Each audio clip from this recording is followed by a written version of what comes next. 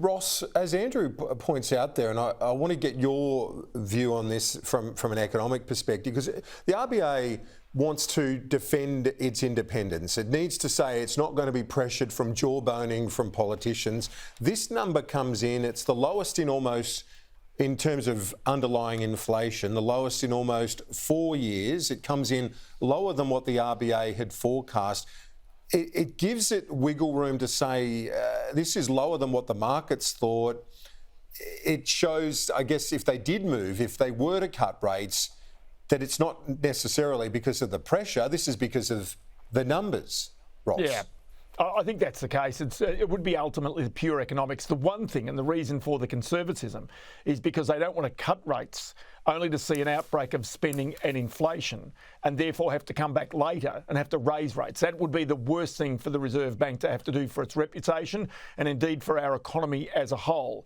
But the second thing is also, I just wonder how much pressure does actually come off the government, even if interest rates are cut. And the reason for that is because even though, yes, inflation is moderating and the Treasurer in about, sort of at 12:30 in about an hour's time is going to come out and say exactly this. Hey, inflation's moderating, we're bringing it under control. But the fact is that the person at home or the business person who is out there coping with higher prices is not seeing prices necessarily fall. So they're still having to bear the costs of the inflation that we've seen over the past few years. So yes, inflation might be moderating, but prices aren't in the main falling. And that's important. So the cost of living pressure is not going away. So therefore, the grumpiness of the population is not necessarily going to disappear that quickly just because you got this one set of numbers or just because you get one interest rate cut. It's going to need a bit more than that. And that's why I suggest, again, Katie Gallagher saying today there might be more measures from the government. I'd suggest that is pretty much almost a likely bet between now and the election. And Andrew, just to go to what you were saying before, that this is, the ball is now in your court, Governor Bullock.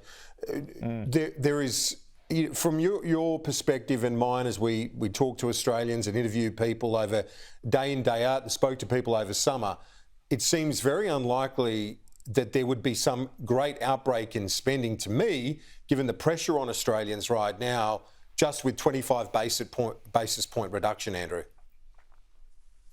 Yeah, there'll be a 25 basis point reduction either in February or April. That's my prediction. So if it's not this time, it's next time.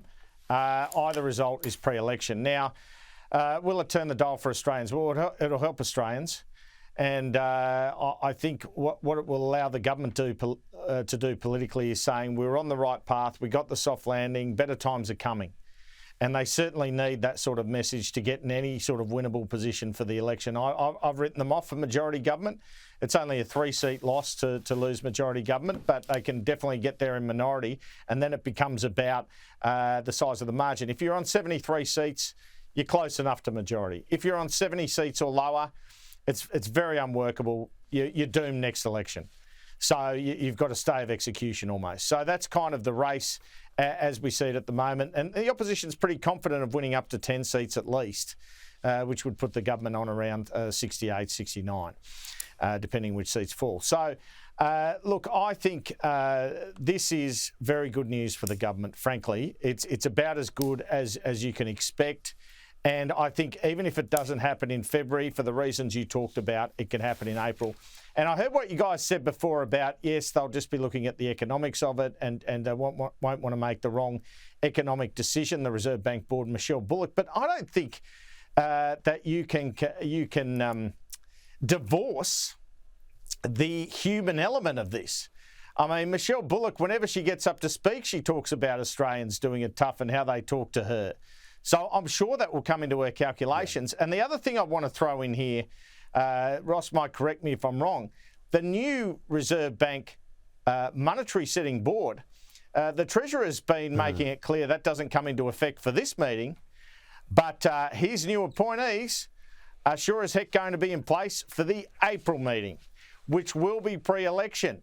So wouldn't that indicate that with the government wanting a rate cut, excuse my cynicism, they might be in a decent position to get one in April? It's all very fascinating, but the bottom line for most Australians watching who are just worried about how much money's going out the door every month or every week is Yeah. you are about to get a rate cut, if not in February, in April, I believe.